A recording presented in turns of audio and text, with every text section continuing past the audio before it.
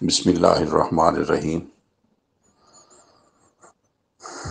آج 18 سپٹمبر ہے، دن ہے اتوار کا اور سن ہے 2022۔ تو ہمارا موضوع ہے سجدہ ملائکہ بحضور آدم۔ آج اس کی تیسری نشست ہے، تو اس کی ہم ابتدا کرتے ہیں۔ حاضرین و سامعین السلام علیکم۔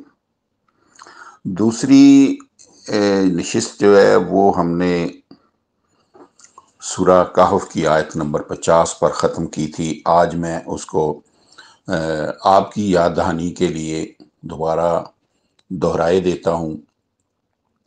بسم اللہ الرحمن الرحیم۔ وَإِذْ قُلْنَا لِلْمَلَائِكَةِ اسْجُدُوا لِآدَمَ فَسَجَدُوا إِلَّا إِبْلِيسَ كَانَ مِنَ الْجِنِّ فَفَسَقَ عَنْ أَمْرِ رَبِّهِ أَفَتَتَّخِذُونَهُ وَذُرِّيَّتَهُ أَوْلِيَاءَ مِن دُونِي وَهُمْ لَكُمْ عَدُوٌّ بِئْسَ لِلظَّالِمِينَ بَدَلًا۔ 18/50۔ وہ وقت قابل ذکر ہے جب ہم نے ملائکہ یعنی موجودات کی مخفی قوتوں کو کہا کہ سب نوع آدم کے فرما بردار ہو جاؤ۔ نفس امارہ کے سوا سب فرما بردار ہو گئے۔ وہ ایک غیر مرئی جذبہ ہے۔ اس نے اپنے پروردگار کے حکم کی بغاوت کی۔ کیا تم لوگ اسے اور اس کی مانوی اولاد کو میرے سوا مددگار پکڑتے ہو، حالانکہ وہ تمہارے دشمن ہیں۔ بے ٹھکانہ کام کرنے والوں کے لیے بہت برا بدلہ ہے۔ بھلا ابلیس کو کون مددگار ٹھہراتا ہے؟ اس آیت مجیدہ میں واضح طور پر ان لوگوں کو ابلیس کہا گیا ہے جو اللہ کے سوا لوگوں کے غیبی مددگار بنتے ہیں، اور لوگ انہیں اللہ کے سوا اپنے مددگار ٹھہراتے ہیں۔ نیز آیت مجیدہ کے الفاظ کے مطابق وہ شیطان لوگوں کے ظاہر دشمن ہیں جو گھر بیٹھے ناحق ان کی کمائیوں میں سے حصے وصول کرتے رہتے ہیں۔ اب ہم سورہ طٰہٰ کی آیات مجیدہ 115 سے لے کے 123 تک کا افادہ حاصل کرتے ہیں۔ بسم اللہ الرحمن الرحیم۔ وَلَقَدْ عَهِدْنَا إِلَىٰ آدَمَ مِن قَبْلُ فَنَسِیَ وَلَمْ نَجِدْ لَهُ عَزْمًا۔ 20/115۔ اور اے رسول، آپ سے پہلے بھی ہم نے اپنے سابقہ انبیاء کی معرفت نوع آدم سے اپنی فرما برداری کا عہد لیا، پھر وہ ہر بار ہمارے عہد کو بھلاتی رہی اور ہم نے اس میں عزم صمیم نہیں پایا، یعنی انہوں نے پکے طور پر اس کو قبول نہ کیا۔ آگے ہے 20/116۔ وَإِذْ قُلْنَا لِلْمَلَائِكَةِ اسْجُدُوا لِآدَمَ فَسَجَدُوا إِلَّا إِبْلِيسَ أَبَىٰ۔ خصوصاً اس سلسلے میں وہ وقت قابل ذکر ہے جب ہم نے موجودات کی مخفی قوتوں کو کہا کہ نوع آدم کی فرما بردار ہو جاؤ۔ سوائے ابلیس یعنی نفس امارہ کے سب فرما بردار ہو گئے، اس نے انکار کر دیا۔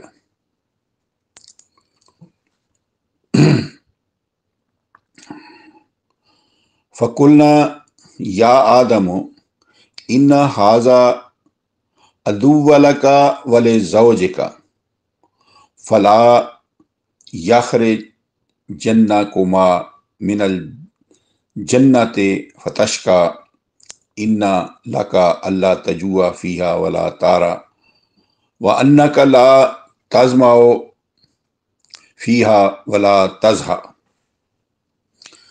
پھر خصوصاً وہ وقت بھی قابل ذکر ہے جب نوع بشری نے مقام آدمیت میں پہنچ کر مرکزی نظام قائم کیے۔ ہم نے سربراہ نظام کو اپنے انبیاء کی معرفت کہا کہ یہ ابلیس تیرا ابھی دشمن ہے اور تیرے ساتھی عوام کا بھی دشمن ہے، ایسا نہ ہو کہ یہ تم دونوں کو جنت یعنی ہموار معاشرے سے نکال دے، پھر تم مشقت میں پڑ جاؤ۔ بے شک حقیقت یہ ہے کہ اے نوع آدم، جنتی معاشرہ وہ ہے جس میں تیرا کوئی فرد بھی نہ بھوکا رہے، نہ ننگا، نہ پیاسا یعنی بے علاج ہو، اور نہ کوئی بے مکان ہو کہ وہ دھوپ میں جلے۔ 20/117 سے لے کے 119 تک۔ اب 20/120۔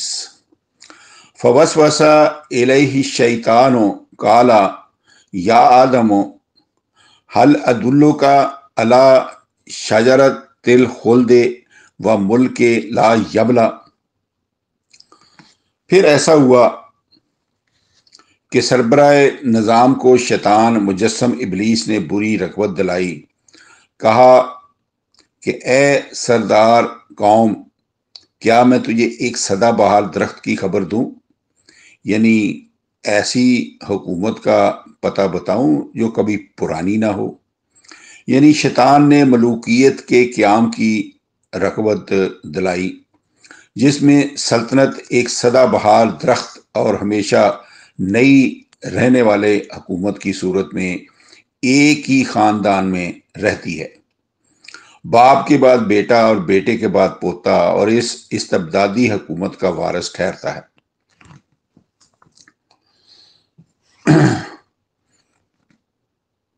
فَأَكَلَا مِنْهَا فَبَدَتْ لَهُمَا سَوْآتُهُمَا وَطَفِقَا يَخْصِفَانِ عَلَيْهِمَا مِنْ وَرَقِ الْجَنَّةِ وَعَصَىٰ آدَمُ رَبَّهُ فَغَوَىٰ۔ 20/121۔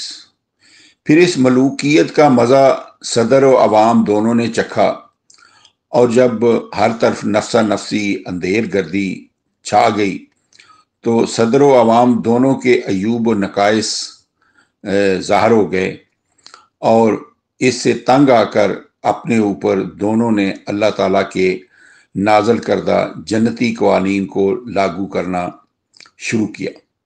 حقیقت یہ ہے کہ سربراہ نظام نے اپنے پروردگار کی نافرمانی کی اور گمراہ ہو گیا۔ اس ساری بغاوت کا ذمہ دار وہ ہے کیونکہ اس کے ہاتھ میں اقتدار تھا۔ ثم اجتباہ ربہ فتاب علیہ وہدی۔ 20/122۔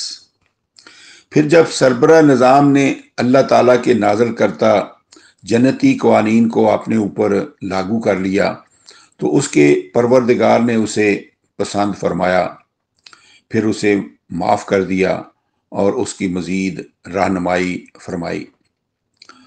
قال اہبطا منہا جمیعا بعضکم لبعض عدو فاما یاتینکم منی ھدی فمن تبع ھدای فلا یضل ولا یشقی۔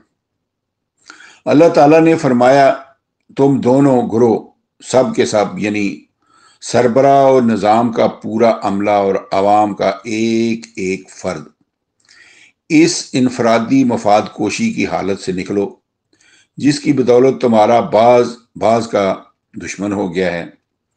بس تمہاری آنے والی نسلوں کے پاس بھی جب میری ہدایت آئے تو جو گروہ میری ہدایت کی پیروی کرے گا تو نہ وہ گمراہ ہوگا اور نہ وہ مشقت میں پڑے گا۔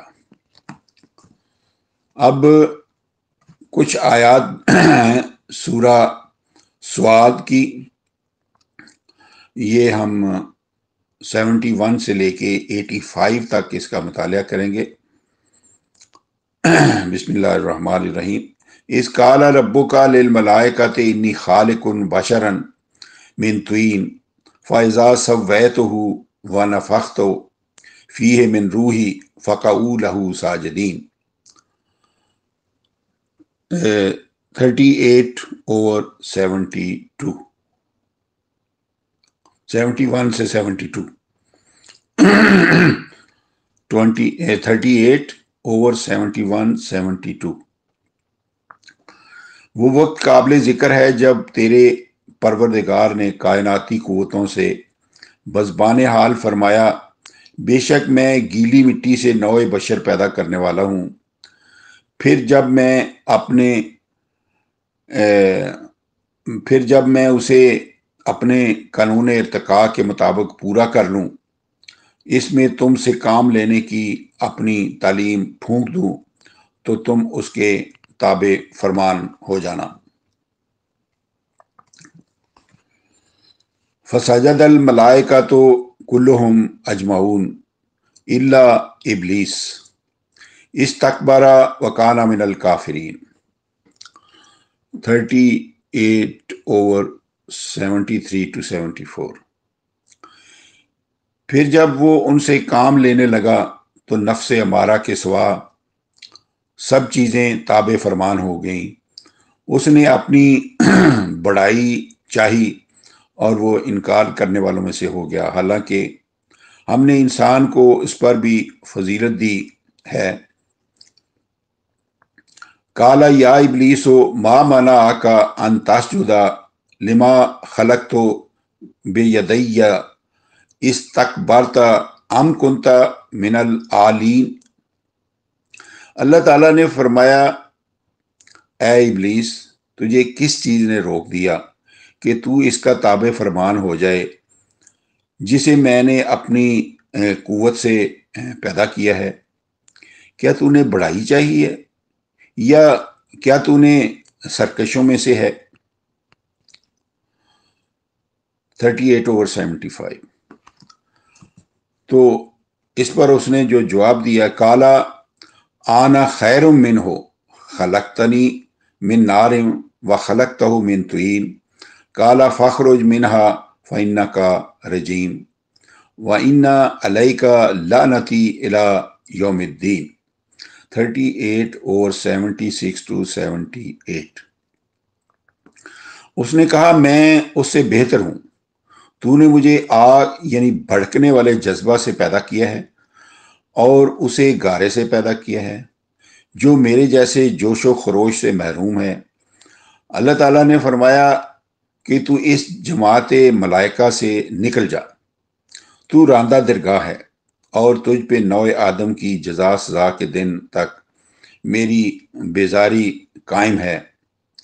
قال رب فانظرنی الی یوم یبعثون۔ 38/79۔ اس نے کہا، ہے میرے پروردگار، پس تو مجھے نوع آدم کے یوم بعث تک ڈھیل دے دے، یعنی جب دوبارہ نو انسانی کو زندہ کیا جائے گا تو اس وقت تک مجھے چھوٹ دے دے۔ تو کالا فإنک من المنظرین الی یوم الوقت المعلوم کالا فبعزتک لا اغوینہم اجمعین الا عبادک منہم المخلصین۔ 38/82-83۔ اللہ تعالیٰ نے فرمایا پس بے شک تو بھی وقت معلوم کے دن تک ڈھیل دیے گئےوں سے ہے۔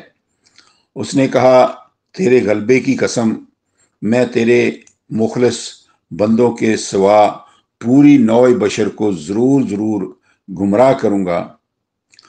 کالا فالحق والحق اقول لأملأن جہنم منک وممن تبعک منہم اجمعین 38 اور 74 to 85۔ تو اللہ تعالیٰ نے فرمایا کہ یہ حق ہے اور میں سچ کہتا ہوں، میں تیرے اور تیری اتباع کرنے والوں سب کے ساتھ جہنم کو بھر دوں گا۔ ابلیس کے چیلوں کے ساتھ ان کا ابلیسی جذبہ بھی جہنم میں بھیج دیا جائے گا۔ تو ضروری گنجائش، ضروری جو اس کی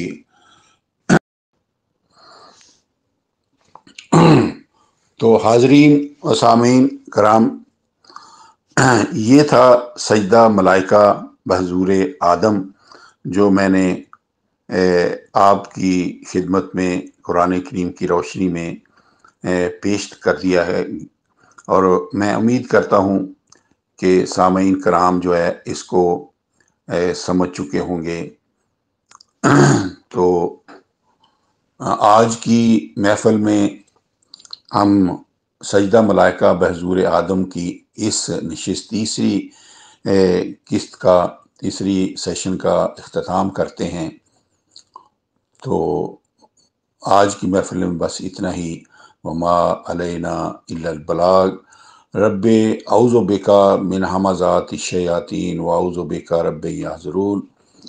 تو فی امان اللہ، اللہ حافظ۔ اسی کے ساتھ اجازت دیجیے، جلدی آپ کی خدمت میں ایک نئے ٹاپک کے ساتھ آپ کی خدمت میں حاضر ہوں گے۔ پاکستان زندہ باد۔